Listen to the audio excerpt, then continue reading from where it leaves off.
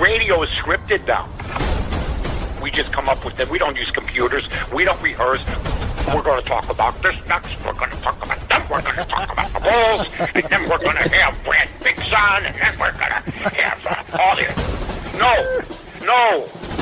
If you don't know what you're going to talk about in the top of your head before a show, you shouldn't be in the business. I don't know what you got. I feel like Vince Vaughn in a couple's retreat. The Sharks are circling. Old school, baby. You're listening to the Mike North Advantage, and it begins right now. That's right. The Mike North Advantage starts right now.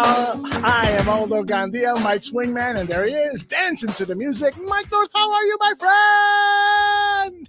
Bulls win. Bulls win. I'm Chuck Swirsky. That is the funniest stuff I've ever seen. He is hilarious with those dances. He's standing in the middle of the floor in whatever place he's playing or they're playing, and he's doing this dance. And I just basically say, now, that's unbiased.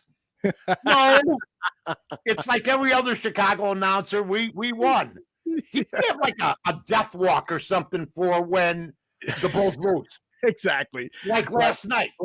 Basically, he can't have it both. You can't have it just one way.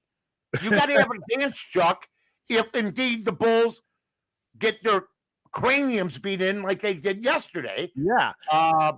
Slam something down or something. Maybe you do a Dracula walk. Maybe you do a Frankenstein or something like that.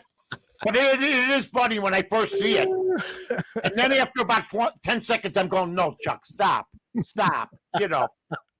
Q thought that there was something wrong with you when you were doing the dance. Unbelievable. That's how, I turn on, I get on Twitter, and then I see Chuck Swirsky, who I followed in the 80s. Yeah. When he was a talk show host. Right. And I see this dance, and at first I go, huh. And then about 10 seconds in, I'm going, quit it. Down. Because who knows? Maybe there's a player's wife watching from the other team. Yeah. That's the Bulls announcer. Okay? Right. They just won a 1-point game against Orlando. You know what I mean? For those who don't know, Chuck Swirsky is the radio voice of the Chicago Bulls and has a long-time broadcaster. Did you ever work with him or for him or anything like that? No. And but I did go to see him. I went to see him back when he did remotes. He worked for, I'm trying to think, WDAI. And at the time, I had aspirations of becoming a talk show host, and he did this show from a place I believe at the time was either called Buffoons or Lions Den. Mm-hmm. It became the Lions Den. It was on Irving Park, and he had the whole setup and everything. A lot of people were there. I enjoyed it. And that's one of the times I said to myself, boy, would I like to do this someday. You know? There you go. That's when I said, wow. And then Chuck left for whatever reasons, and then he's resurrected his career in a different way by being an announcer now. And I follow him on Twitter, but the dance is great. You know what I mean? It really is. That's how my dad danced after I got out of 7th grade the second year. He had fears of me being the first 15-year-old still in grade school. Yeah, he did the same type of dance. That's hilarious. So what's up, my friend? How's everything going? Everything is going well. We are really churning out some outstanding programming. I'm really proud of the efforts by everyone here at the Barroom Network. And, it's funny, Mike, because when you started in the business, you started because of your entrepreneurial spirit, because of your, working hard mentality, pushing boundaries, making things happen and so forth. And it's so outstanding that you're now, a co-owner of the Barroom Network, because everybody else that is in the Barroom Network has that same spirit that you do. They just want to, create something new and vibrant. I'm so proud of all the guys, and I think you've been a great role model for them. Well, leadership, number one, is important, as we've seen in every venue. Leadership's so important. You've been a great leader. You never have slacked off. Quite frankly, we're going to take a couple weeks off because I've had enough of you for a couple of weeks, to be honest with you. No, we're going to take a couple weeks off for Christmas because we can. And, but here's what I want everybody to know. Everybody here comes to play. That's all I see. Mm-hmm. I see it. They love it. If you're passionate about it, I'm as passionate about it now as I was back. And by the way, a happy birthday to who I determined this morning to be the greatest Chicago Bear player who ever lived, Dick Butkus. Happy 79th birthday to a friend, a guy that I looked up to growing up, a guy that made me watch the defensive side of the football when everybody in America was concentrating on the offensive side. There'll never be another player like this. He was better than Lawrence Taylor. He was better than any middle linebacker who's ever lived. He had a total of 49, folks. 49 turnovers, 22 interceptions, 27 fumble recoveries. In a 9-year career, 49, almost a turnover every 2 games. Destroyed anything in his path, was always double and triple blocked, and still would destroy you. He wanted to hurt you. He captivated this city. And when I became friends with him, I mean, this is a guy whose poster. I slept on the back porch of our 2-flat. Second floor we lived on. So it didn't have 4 walls. It had 3 window walls. There were windows. So I had very little space. I had 3 posters in my room. I had Raquel Welch, I had Dick Butkus, and I had Pete Maravich up in my room. Wow, what a trio. Yeah. Cool. They were just, I loved them. And I have my Butkus poster that my uncle gave me in 1964 with the long sleeve white jersey. They wear short sleeves now with the white C. It's been everywhere I've ever been, this poster. And it's framed. I'm going to show it later on Twitter. I revere the guy. He's from Roseland in Chicago, the South Side, which gives him the nod and splits the vote also between Peyton and Sayers for me, because I love them both too. So whatever day you feel like, I told Gail this and it hurt his feelings at the time. Really? He said, who was better, me or Walter? And I said, for one game, I'll take you every single time. But for one season, if I need a whole season, I'm taking Walter. And he was sort of upset. I go, wait a minute. I just said I'd take you over any running back, including Walter Payton, for one game. Because nobody had games like him. Nobody. Not even Walter. Walter had great games. Oh, astounding games. But for just excitement and for frustration to the opponent, I mean, Walter would come and say, I'll take all 3 of you on and go in you. Gail would say, you're never going to touch me. Okay? So it's Butkus. It's whatever day I get up, Peyton and Sayers, Ditka is the 4th greatest Bear of all time. And, of course, Mitch Trubisky is my 5th favorite Bear of all time. I love it. No, I'm just kidding. But I will tell you this. My heart sang when I read Justin Fields' quotes this morning. What did he say? It sang because this is where a kid can grow on you. Now, I'm established. I'm the only guy in America that stuck with Mitch, and I'll stick with him all the way to the end. I think he's going to have a fabulous career because he won. He said today, Justin Fields in the paper. Mm-hmm. All I want to do is win. And that's how I felt about Mitch. That's all we did. Won 60% of our games, went to the playoffs. This year, okay, they're not even reaching. Our Bears are not even reaching Vegas's expectations. They're 4-8 against the spread. Mm-hmm. So in other words, when they're supposed to cover, they don't.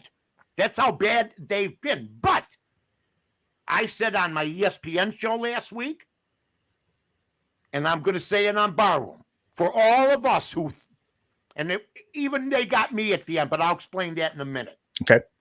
That cared about the quarterback position and basically nothing else. Shame on everybody. Mm-hmm. Because you need a team.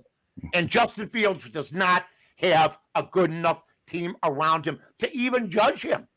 The fact that Mitch won with this team, even that they had a winning record, and then that CBS finally put it out on Twitter. People are scratching their head. 8-18 without him. 580 percentage with them. People scratch their head, regardless of the reason. Justin Fields will never know how good he is if he has the same type of teams that, for instance, Bobby Douglas had. Bobby Douglas used to tell me, Mike, they always blame me. Look at the roster. Mm-hmm. Look at the roster. You remember Sure. George Farmer was our best receiver. Yeah, I remember UCLA, George Farmer. Don Shy was our best running back. Oh my gosh, yes. Cyril Pinder was a guy we got from Philadelphia. That's right. Yeah.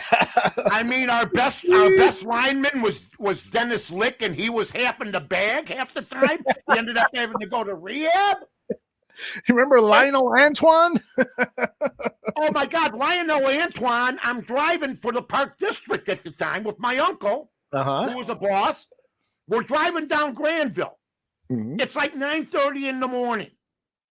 Lionel Antoine, back in the days when they did this, comes out of a grocery store, and I see him putting a pint of whiskey in the back of his pocket. I go, what's he doing on his way to practice? I go, look, Joe, my Uncle Joe, it's Lionel Antoine. He goes, yeah. We see him go into this grocery store. He comes out. It was on Winthrop and Granville. I'll never forget it. Pull over, pull over. We pull over. Here's Lionel Antoine. Back in the day, back in like 74, where a 6'7" black man stood out. Okay? You know what I'm saying? Yes. Putting the pint in his back pocket. I go, they practiced this morning. That's crazy, man. Oh, yeah. I mean, so Bobby Avellini told me the same thing. See, Bobby Avellini's got a drinking problem, or had a drinking problem, because he was blamed for everything. And those teams were horrible. That is Were they not? They were just bad football teams. And that's what we got now, folks. So true. So it's going to be, and I even told Carmen this. They even got me at the end. I thought, and this is another failure by Nagy and Pace. Right. I thought Andy Dalton had something left. Oh my God. What? And he still managed to throw for some yards. But the worst interceptions I have ever seen. Mm-hmm. It's like they just took this guy off the street. That screen pass was pitiful that he threw. The way that, I mean, this is the guy they gave $10 million to. They still got Foles on the bench that they haven't even played. I mean, my God, after the third interception, I would have yanked his ass and put Foles in. Why didn't Foles get a chance? I mean, I'm not a Foles guy, as everybody knows. Mm-hmm. See, everybody forgets. I stick up for Mitch, but I was a Watson guy. Mm-hmm. And these knuckleheads, they interviewed him once by going across the, how you doing? Exactly. What's up? Hey, we might call you. Yeah. Congrats on the championship. Have a good massage. Yeah. Who knows that's going to happen? You know, so, but that's who I wanted to begin with. And nobody, I don't remember. Hey, I want Mahomes. It was mostly, to me, why aren't you talking to Watson, man? Yeah, exactly. So then They get this guy Dalton. Mhm. And here's a guy that says the week before, who had said at the beginning, I'm just here to help and to be the guy. Mhm. I'm listening on the broadcast. They go, he hopes to continue to be a starter in this league. I go, this is the guy they gave $10 million to that's supposed to help Justin Fields? Yeah.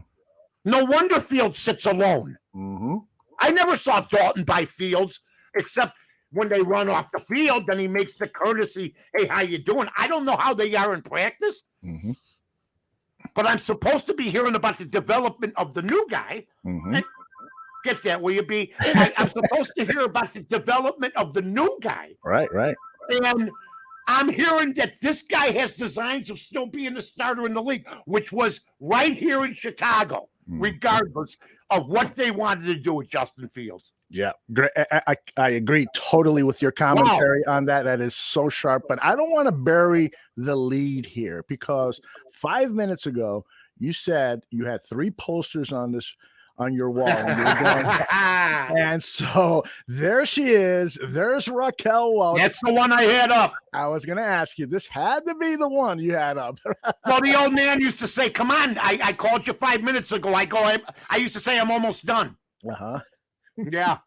I'll tell you. I was alone in my room with a candle going. I'll tell you a quick story. A tiny candle. 5 or 6 years old, and my dad says, "Come on, get dressed. We're going to the movie." I go, "Oh, great!" So we get on. We were living in New York at the time. We take the train. As I'm coming up out of the steps, there's the movie marquee, and up in 60 foot tall was this image. And I said, "Boy, this is going to be a good movie." And they're all real. She's 81. She's 81 years old. Okay, yeah. Things have gotten a little, like everybody else. Uh-huh. But for the first, there's nobody been better. I mean, they say to me, they go, I'm watching all these Pearl Harbor movies, right? And they got Betty Grable. Yeah. On the side of the planes. I'm going, she's a 6 compared to Raquel Welch. Absolutely. We had it much, much better with our pinup girls down the line. Joey Heatherton, Raquel Welch, Elke Summer, Ursula Andrews. These were all women that could love you or break your neck at the same time. Oh, yes, exactly. Beautiful Amazon goddesses. Huge. Raquel Welch was larger than life, and she couldn't, she was a decent actress, not the best, but there's no better woman. Oh, oof, unbelievable. Yeah. Q wants to know. She was Puerto Rican, by the way, my friend. That's right. Q wants to know if you had any other women posters up on the wall over the years. No. That was I have pictures of my wife now, dotting the landscape.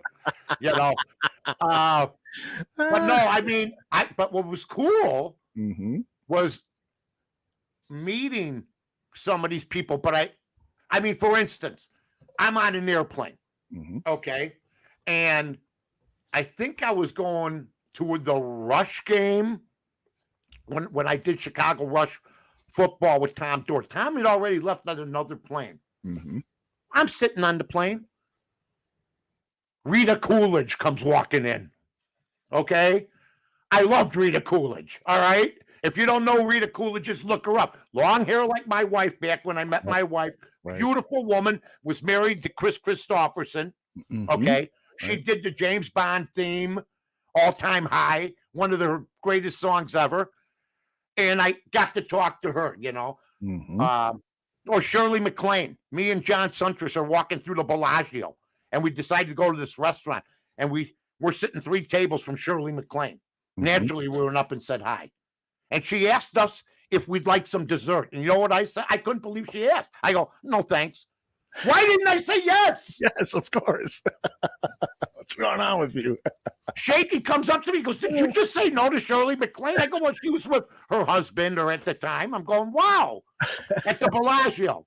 So that was great. So, you run into these people. It's great. It's beautiful. The other thing I want you to comment on, and this is hilarious, King Pookie Nation Alvarez, big fan of the show, big fan of you. He says that you remind him of Jimmy Hoffa, and he asks, is Mike North really Jimmy Hoffa? I love that. I think I reminded some. If you ask some of my old bosses, they'd probably tell you, yeah. He reminds. Guy was I was organizing back in the day, but yeah, I do have a little Jimmy Hoffa. I never noticed that. That is true. I mean, if I get the sideburns cut, I'm Jack Nicholson for Christ's sake. You know what I mean? I was going to say you. Oh, by the way, Jack Nicholson as Jimmy Hoffa. Yeah. I don't care about Al Pacino. He should have never been cast as Jimmy Hoffa. I'll be the first to say it in that movie. Agree. Yes. The Irishman. Yeah. You can cover it up all you want. Scorsese screwed that higher up. Now, if they wanted Pacino for something else, it's fine. Right. But there's no way. But Nicholson just buries Pacino as Jimmy Hoffa in the movie Hoffa. I think that might have been his last great role because he's starting to lose a little bit, you know? Are you kidding me? Tron says Mike North is the cool uncle who snuck you beer when you were 16. Listen, I had my nephews in a hot tub where we ate one night we had a big party and I had a hot tub at the time in the back of our house in Park Ridge outdoors. And it was snowing. And my nephews were like 16, 17 at the time.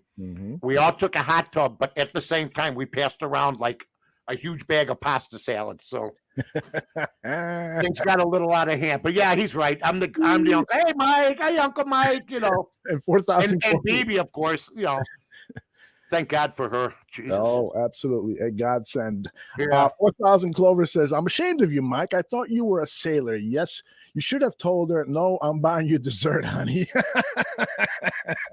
I got to be honest with you. I froze. Yeah, there was another. I mean, just like when I went to see Pope John Paul II, the last good pope. I mean, the other day, did you see what this pope said? No, I haven't. Hey, extramarital sex ain't that bad. Go for it. It's no big deal. Oh, that's my kind of pope. Some guy was like this. I'll be back in an hour. I just got clearance. Who said that? It's one of the commandments or something. Like if you do it, you're going to hell, and there's no parole or something. I don't know. That is outstanding. I mean, seriously. Yeah. But the last pope before this guy, who we went to see him, and we had front pews because we took 35 of my closest friends and families to Italy. And in part of the package was you get one of the first 3 pews when the Pope comes out. So he's like 10 feet from you. The son of a gun wouldn't stop staring at me for 5 minutes once he came out.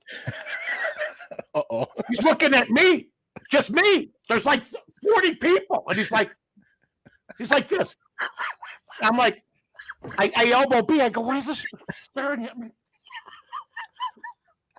I got to look straight at him. And then he looked down and started reading things in 25 different languages, and that was the end of that. But I mean, my God. He was trying to see if you were Damien or something. He goes, what are you doing? I go, and I got to be honest with you. I thought the Sistine Chapel, hey, look.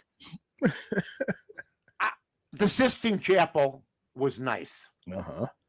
But from what I heard, yeah, I've been there. It's, it's okay.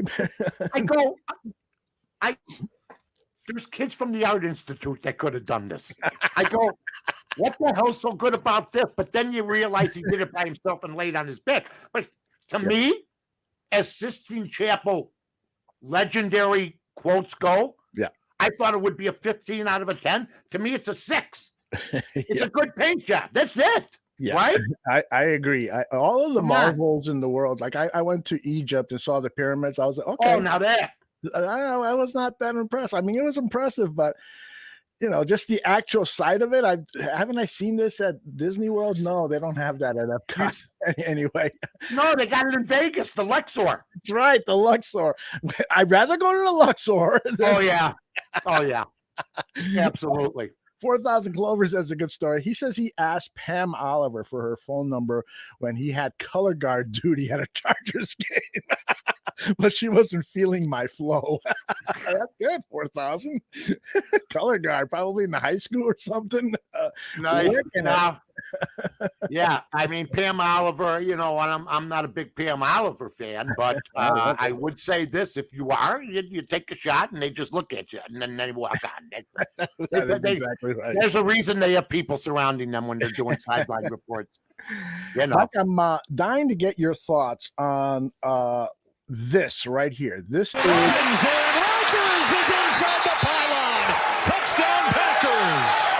It's Rodgers running for the score.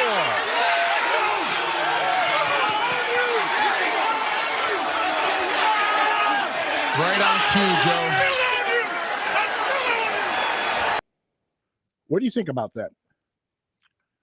Well, I'll say this. I don't like how he's flip-flopping, saying he was just saying it to the fans. And maybe he was. He wasn't saying it to the players. He barked at them. That's correct. So I give him all the credit in the world for telling the truth, or maybe telling the truth. But, the Bears, I don't think the Bears, and they do own. He does own us.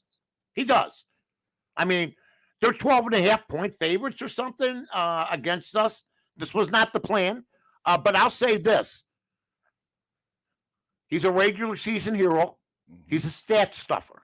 Mm-hmm. He's won one Super Bowl. You win the second one, you do it this year, fine. You're the number. I just talked about the Bears being 4-8 against the spread. The Packers are the best covered team in football. Yeah. Ever since the first game when they sucked, they've been covered. And I'll tell you the number. And that's why Detroit's going to be a better team down the line. Detroit's covered 8 out of 12. Now, they're staying within the number. They're making games tough. Look what they did to Minnesota. They ruined their whole season.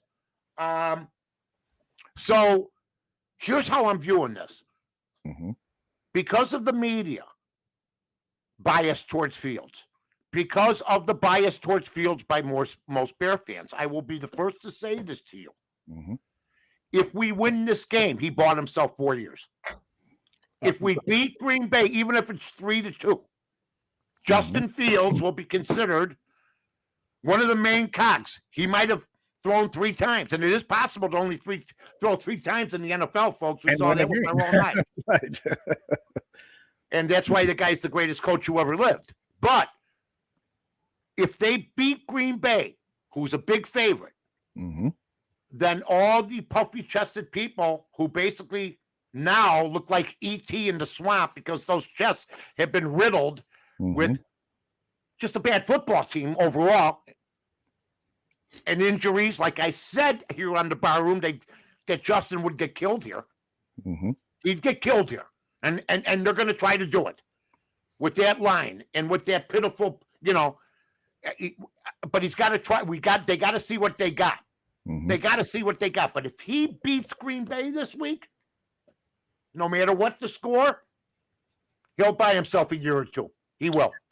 Well, and this is Aaron Rodgers yesterday when he was asked, do you expect some kind of retribution from the Bears on that? He goes, that was directed at the fans. And then he went on to say this. I know you can question a whole lot of what I said. We have gotten the better of them the last, 27, 28 times we played them for the most part.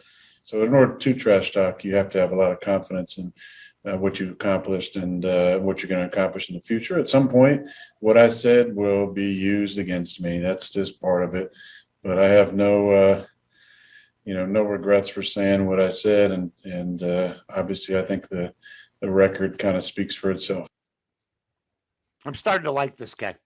Really? I really am. I hate his guts. I know, because he tells the truth, though. He tells us the truth, and we don't want to, or a lot of fans don't want to hear it. He knows what they've done. He knows what kind of organization we have. When he hugs Justin Fields, he should probably say rest in peace, because, he's got a football team that has guys bailing out. I mean, Akeem Hicks, is he on the side of a milk carton right now? I can't find him. We're not a lot of guys. I'm not saying this, and I'm not directed at any one person, but the injury report is huge. We never know how severe the injuries are. Mm-hmm. So I know this. There are a few guys that bailed out already.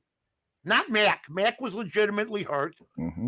I admire Roquan Smith for playing last week when everybody said he's not going to play. But I'd like to see Akeem Hicks out there.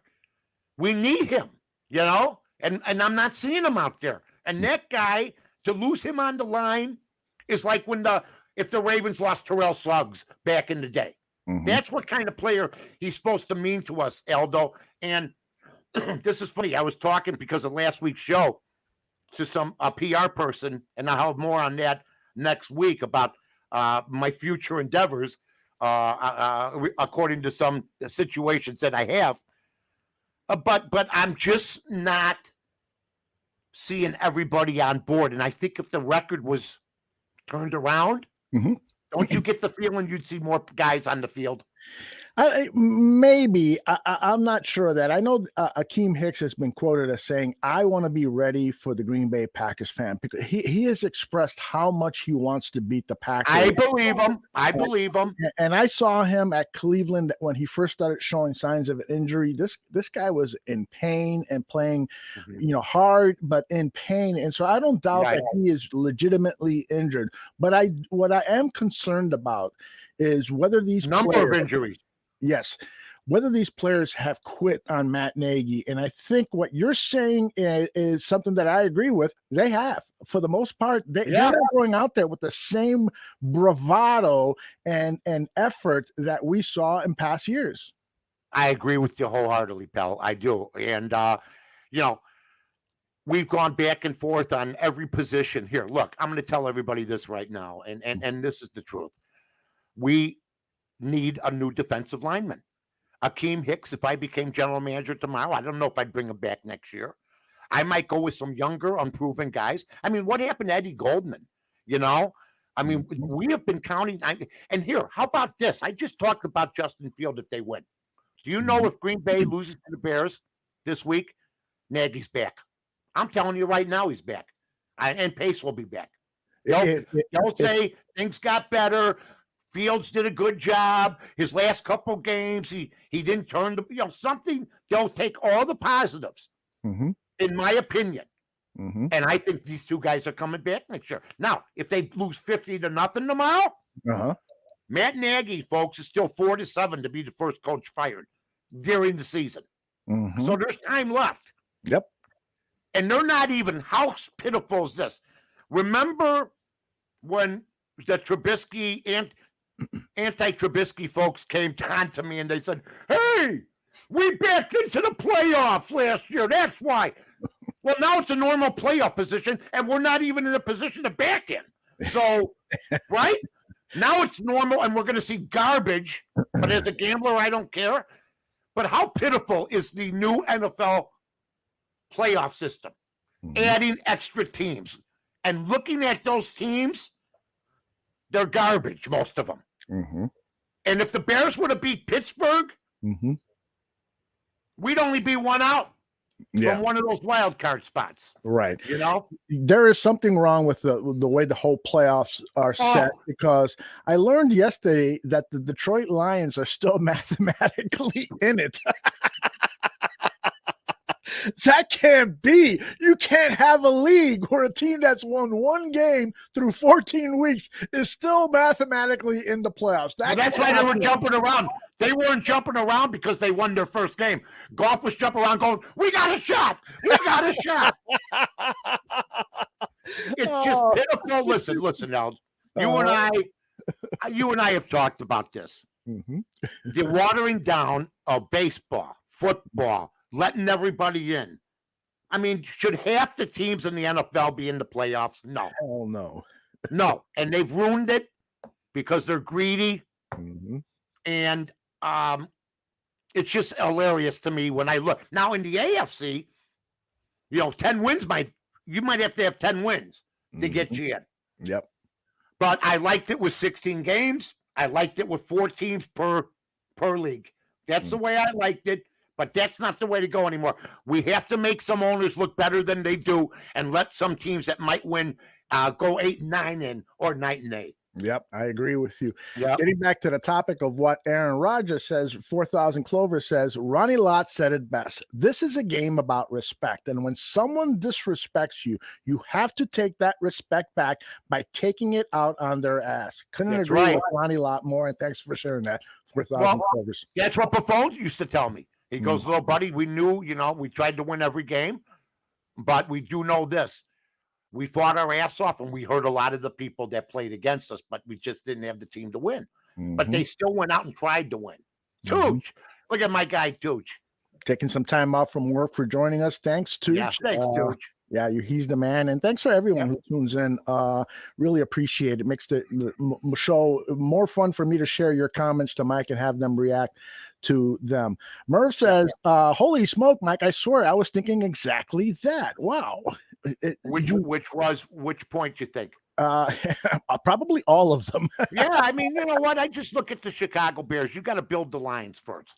We need a couple offensive linemen. We need one defensive lineman. I think we need a linebacker. We need 2 corners. So they got to start their scouts. I don't know how good they are, but they got to start looking at that. You need a backup quarterback. I don't want to see Dalton next year. So if you're going to go with Fields, and here's another thing: if Nagy gets fired, I already know this. Somebody suggested Sean Payton. Yeah, what do you think about that? He would never come here. I don't think he would want the quarterback situation, number one. Nobody's fought but the Bears.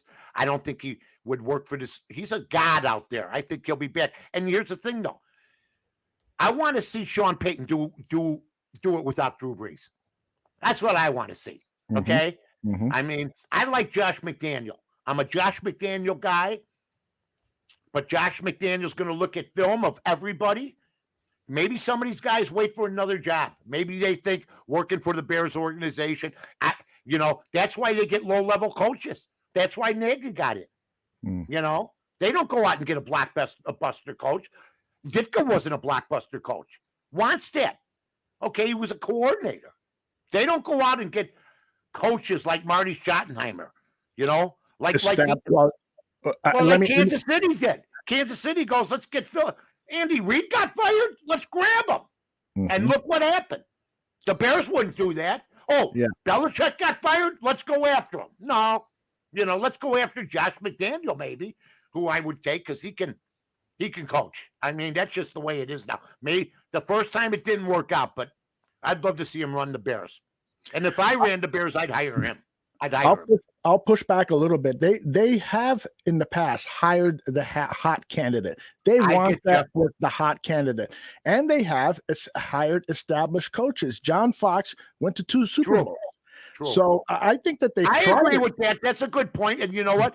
You're not cherry picking either because you're right about both. The hot candidate one to me, I knew from the beginning he wasn't going to work out, but they wanted somebody, honest to God, that really looked like Ditka and was from Pitt, Sure. It was almost like a clone. It was like that movie Dave when Kevin Kline plays the president, know? Yeah. I love that movie. Yeah, me too. So that's what they did with Wannstedt. I won't deny John Fox, though. I thought, but they also went after Mark Trestman. They've also, you're right. Although it's not like we're both wrong. We might both be right. They're all over the board. For the most part, about who they want as their head coach.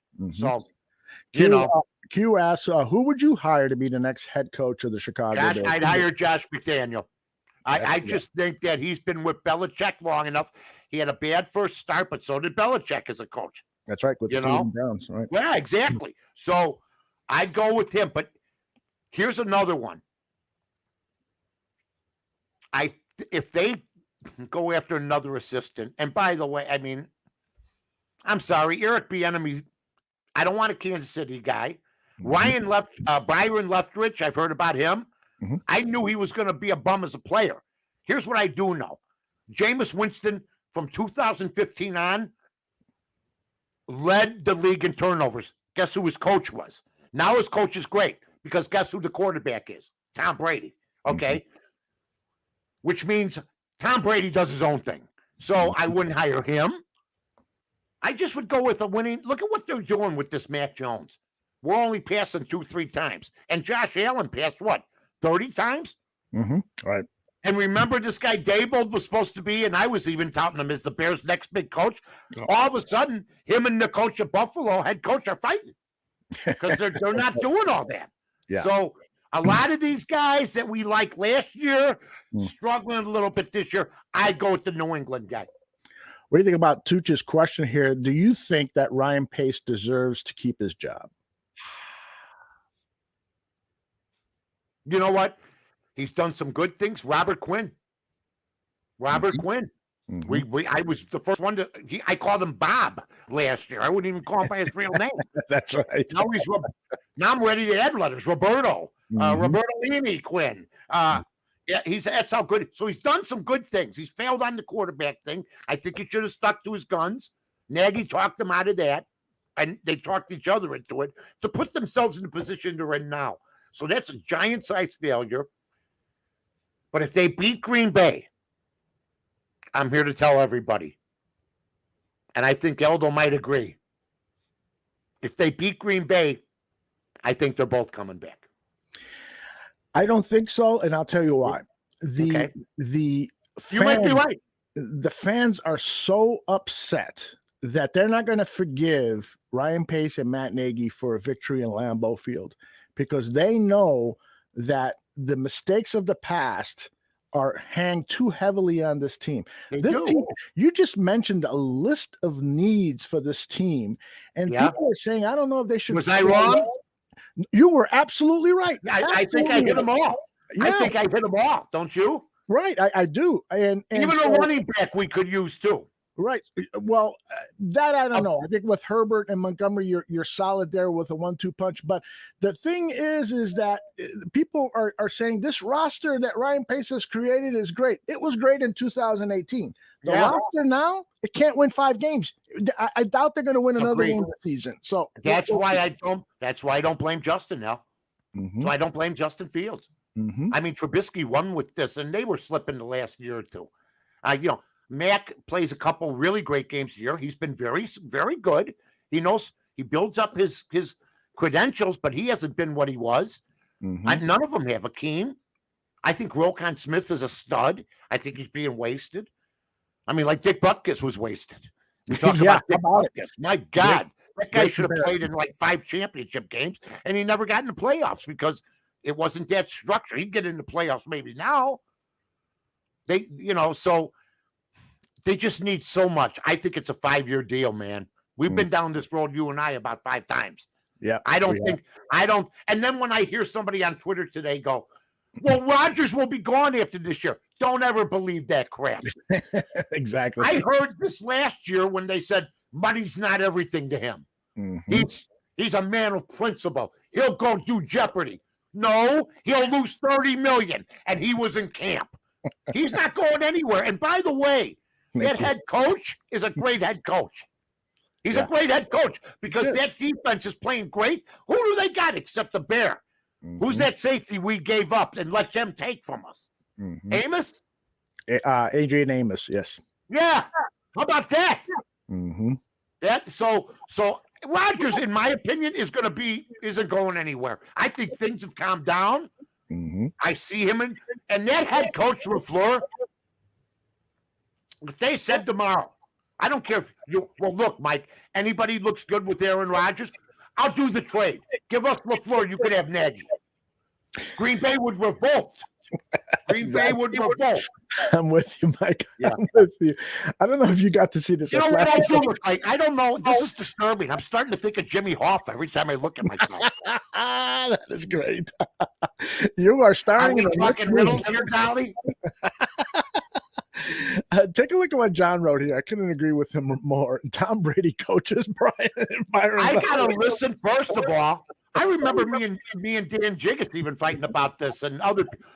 I said he's not going to be worth a damn as a quarterback. I was right.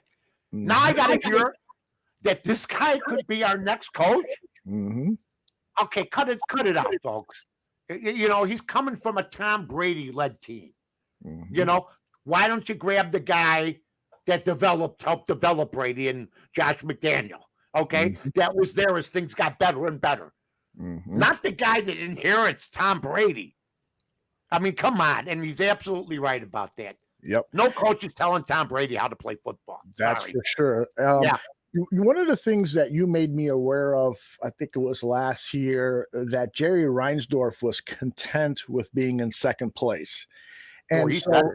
Tooch has a good question here. He's asking, is Bears management content just to sell history and the tradition to the fans as long as the profits are good? What a mess the Chicago Bear organization is.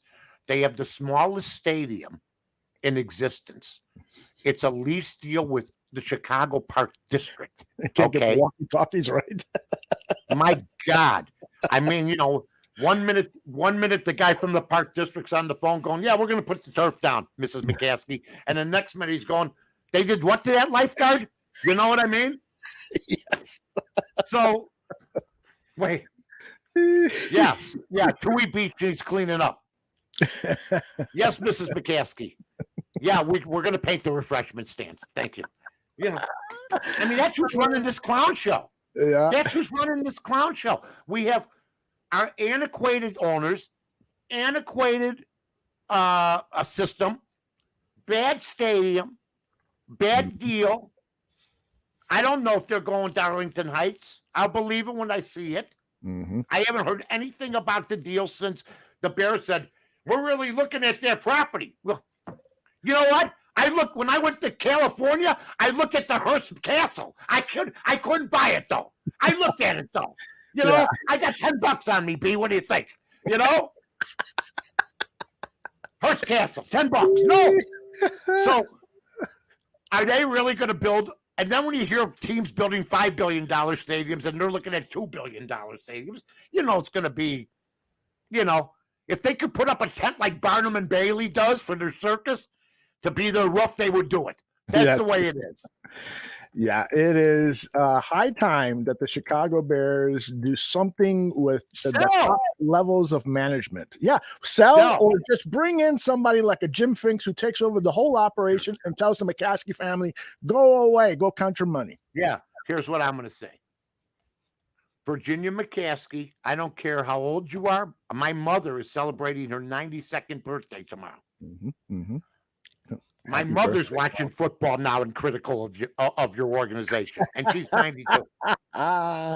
She goes to me the other day. They're playing there, and my mother never talked sports or watched sports, but now she watched sports because her companion, her guy friend, watches it when he comes over. Younger man, 88, and she goes to me the other day. That Aaron Rodgers is something. I go, I was in shock. I go, Mom, the Bears expected the quarterback to just walk in and beat this guy. Nobody's going to beat him in the regular season. So we're talking. My mother's talking to me about Aaron Rodgers. That's awesome. She sees him on the news for the other stuff, for COVID and everything. Oh, yeah. You know, she goes, well, why does he get away with that? I go, there's two people that could get away with having COVID. LeBron, he only have it for a day or two, then he moves on, and Aaron Rodgers. Those are the two guys. Yeah. I don't need no vaccination. While the NBA says they have a 97% vaccination rate, and I look at the people with COVID, the numbers don't jive. The numbers, because you know what happens? They come to New York to play, and you got to take the test. Yeah. And if you got positive test, you can't play in New York. That's where you find out about these guys. And I don't believe 97% of anybody in any league, in any venue of sports is vaccinated. I don't. Maybe 90, maybe 88, but I don't believe 100% of those independent athletes. I don't buy it. I don't buy it. Show me the list. Show me the list. Don Burr has joined us. He is the greatest Detroit Lions fan around. Do you have any advice for Don on how to survive all of the putrid Detroit Lions teams he's cheered for over the years and will in the next 100 years? Yeah, get rid of belts, your shoelaces, your the rope, and don't keep any chairs around, Brooks. Your new name is Brooks. but I do like your team. I like your coach. I like your coach. I love your coach. Yeah, I love that guy. He's a great I guy. love that guy. I love Campbell, man. Doesn't know all the rules yet, but he's a good guy. No, he can't call a play to save his life, but I love the guy. That's another issue. Yeah. He just looks like, he's the kind of guy that walks in the bar and says, I'm going to kill somebody, and half the people faint. I'm gonna beat somebody's ass, and your eyes get wide. That is true. That guy's a monster. He does That guy remind should me. play. Yeah, he should. He does remind me a little bit of Ditka and his. Oh yeah, right. oh yeah. That's I don't why I want- think he might make it. I think, but the play calling. Mm-hmm. Wow. It's I mean, it's like 3rd and 12, and he's handed the ball off. I mean, come on. what is it with these coaches that Oh, they want to call plays? You've never done it before. Matt Listen. Nagy did it for 6 games for KC, and now he wants to come over here and do it. I'm watching Baylor versus Oklahoma State. Okay. I have Baylor. I'm doing well. It's 14-0 Baylor. Uh-huh. Uh-oh. Baylor's got the ball on their own 40, Uh-huh. 4th and 2, and they go for it. They don't make it. Oklahoma State comes down and scores. That is Now- wild. Baylor's player saved his ass. His name is, believe me, I looked him up. Dave Adande. Dave Adande, huh? How do you go for it from your own end with a 14-0 lead? You punt the ball down Mm-hmm. and make them work their way. You gave them the ball on your own 43, and then they scored a touchdown. Now you won the game and you covered. Thank God. But you should.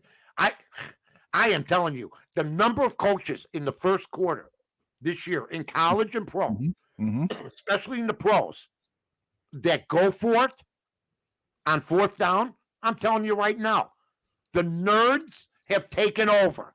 If your life is based on analytics that doesn't take heart into consideration, emotion, temperament, Well said. conditions. Oh, it says here, go for it on 4th and 2. Mm-hmm. No. If you're in field goal range, kick the damn ball. Kick the ball. Mm-hmm. Get a lead. I mean, I cannot believe that the number of people that thought John Harbaugh going for 2 was the right move. I cannot. Mike Greenberg says, I love the move. Mitch Moss goes, boy, that was a great move. That's like saying, I love the bridge that we built, and then the bridge falls when you're halfway through it. I love the bridge. You lost. Run for it. If it would have been a better pass. That's the point. Lamar Jackson's not a. You kick the field goal, and then to listen to John Harbaugh after the game go, well, we were basically almost out of corners. Mm-hmm. Wait a minute. You're going into overtime with Big Ben, who's still good. I knew he'd come back in like he does. Mm-hmm. You got Big Ben though. Okay. You got Lamar Jackson over here. And you got the best kicker who ever lived on your team. And you are going for 2? And people believe it's a good play? And you lose. And now Pittsburgh, it was a great play. For Pittsburgh, it was their 1 game back. They're 1 game back because of being miscoached. Period. I don't care what John Harbaugh's done. That was stupid. That was stupid. You had that game. Man, I love it. You need to be doing look at him. You need some water. You need to be doing analysis for one of them. Well, they won't hire me because I'll tell the truth and everybody will be mad. Get rid of them. You'll get calls from all the teams. Hey, I heard that North guy. He told the truth. Get rid of his ass. He said I should have gone for it. Or, are you kidding me? I'd be gone. It would be the best telecast ever. You can have the guy. What's his name? Lou. What's the guy's name? Lou Canellis? No, our guy in the Monday night booth, Riddick. Oh, Louis Riddick. Yeah. Or you could have the other guy, Greasy, the company man. You can have one. Big time.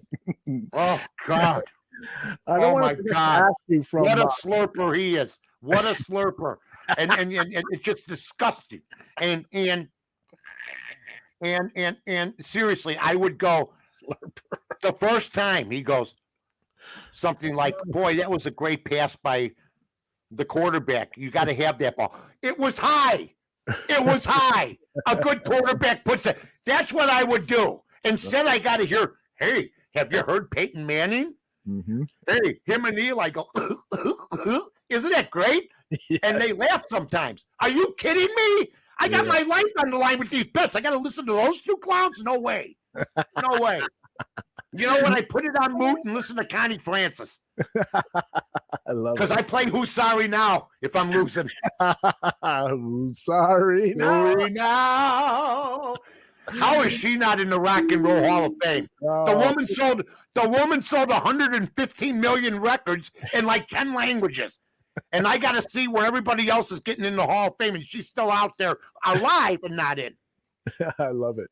Oh. Hey, I don't want to forget to ask, because Q asked it about a half hour ago. He says, do you have any advice for his Cincinnati Bengals, who last week were 41-22 losers at home against the Chargers, and this upcoming week are at home again against the 49ers? I bet that game. I bet that game. I lost. I bet the Chargers game? I bet Cincinnati, though. Okay. And they suck. You're playing at home. You get off to the bad start. Burrow didn't look all that good, but some of the guys didn't show up. You can't let San Diego or LA, come in and do that to you. You can't. So I was very disappointed in them. I think they're expected to win against this. I forgot who they're playing here. Let me check real quick. I got it right here. They got the 49ers Sunday. Yeah. And the 49ers. I mean, everybody talks about, some of these teams got great players and they're not winning. The 49ers are 500. Yeah. So, all I keep hearing is about this Kyle Shanahan guy. Yeah. He was another guy that went for it at midfield on 4th and 2 about a month ago, and I lost the bet because of him. It didn't make it. They came down and scored. I don't understand. The dorks and the nerds have taken over. The kids that you took money from on the playground have taken over the world and the world of football. Are you kidding me? They said they would. My God. Not to our faces, but they said it. No, someday, North. Yeah, it happened. Wow. But I'm just saying, I look at the spread. Here's another thing. I'm taking the Bears. I'm taking the Bears. What are they getting? The Bears right now are getting 12.5. You're going to take the 12.5? I'm taking it. Whoa. Come on, Justin. The dorks and the nerds versus everyone is right, Q. My God. Yeah, he says that's a T-shirt, man. We had a dork in our class. He wet his pants and then he denied it as his pants were soaked. He's now running CBS. He gave almost 17 million. When he should have gotten 17,000 a game. Boy, is he he was good for a year. He was good for a year. Romo's like me. I made it, and so did he, and neither one of us can believe it. You just keep coming. Keep coming to work. $17 million for that guy. Chris Collinsworth got $12 million. And now I got to see he's got a clone called his son who acts just like him. Yep. Have you seen his son? Yes. Have you seen his son? I have. I was like, what? Oh, shucks. I'm going, no. And then Tiger's got a son, Charlie? No. And then, of all of them, and Chris Collinsworth's pretty good. Yeah, he is. But 10 times better than Romo. And 10 times better. Out of all of them. Troy Aikman's not bad. He's hungover half the time. He looks hungover half the time. And he giggles a lot on Thursdays. I can't believe some of the announcers that are just getting paid all that Chris Sims. Yep. And that Romo contract has upset the whole sports broadcasting Of world. course, it made money for everybody. Exactly. Well, Dan McNeil told me this. Dan McNeil said you made money for everybody when you got your big deals. I go, I that's good. Yeah, And you know what? Once I walked away from the deal they were going to give me, and I didn't like it, then everybody lost money. That's how that works. Yeah, everything comes back. So I just think Romo getting 17 million is absurd. I'm not saying the guy shouldn't do it. I'm not saying the guy shouldn't be the announcer, but come on. on. I never watched the game because Tony Romo's doing it. Me neither. A big deal. He predicts a play that's going to happen. I do that. He knows the signals. Yeah, right. It's like, I understand he's got some things that he does a couple good things, but he also he's slow on the clock management. He's slow on what the coaches are doing. He's got some hesitancy, but like my friend Paulie Howard says, from Vincent, he says, and Cosell warned everybody of this about the jocks in the booth. It's like Drew Brees. It's the only profession. Our profession is the only profession where you need no experience to start at the top. Yeah, how about it? And that's what you got. I've never asked. Does everybody want to see what Drew Brees has to say? I don't know. I don't care. I find them incredibly boring. Yeah. I don't get it. I like the NFL today. You had a gambler. You had a beautiful looking lady that knew something about the game. You had Irv Cross, who was a former player, and you had Brent. It all worked. Yeah. And nobody wants to duplicate that. Nobody. The first thing I'd do if I took over CBS Sports, we're doing the NFL Today format the way it was. That would be and awesome. We're gonna get a handicap around here. We're gonna get an established dude. Maybe I hire somebody that's about 35, 40, 45. No Costas, none of this crap. Bob Costas, by the way, is on his 5th talk show at HBO. They're gonna try to get it right this time. Believe me. Same people keep getting the same. Why is that? How does that? I've never watched 1 second of it. And by the way, Real Sports, when I see it's on, gone. Click. So, Not a Gumbo fan, huh? Another one. Soul Dad's on her 10th job, too. You know what I mean? My God.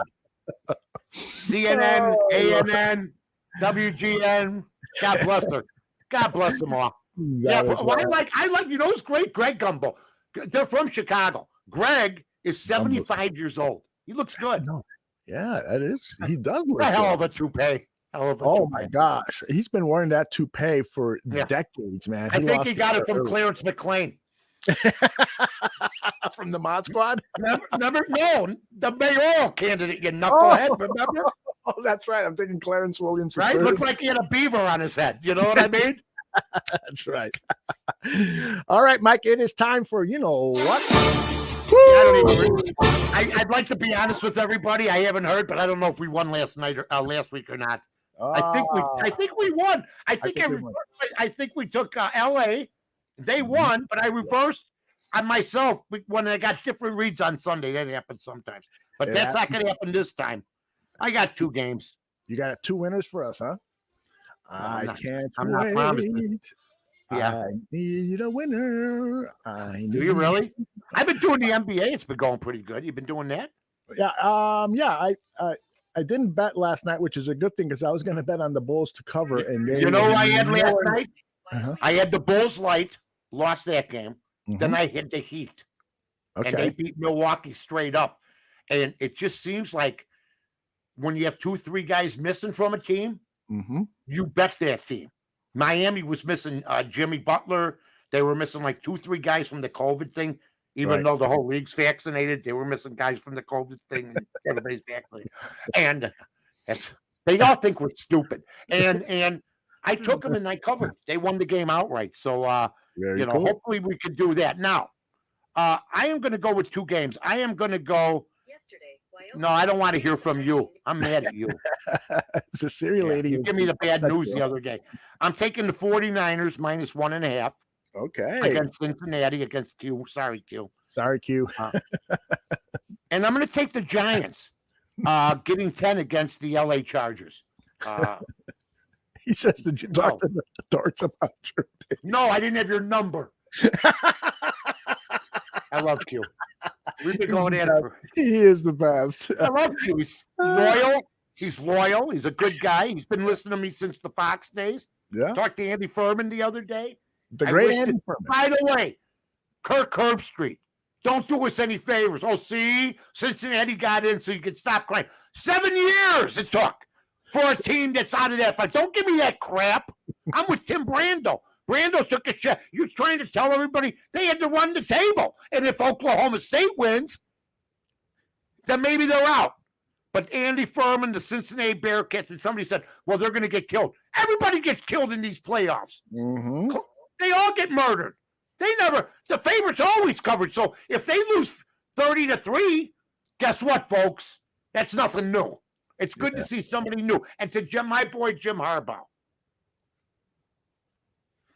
Beat George's ass. They don't deserve to be in. Beat them. Because if you beat their ass, I was stationed out there. Good people. Good people. Augusta, Atlanta. But beat their ass because you know what? If you lose by 17 in a conference championship, I don't care what you did before that.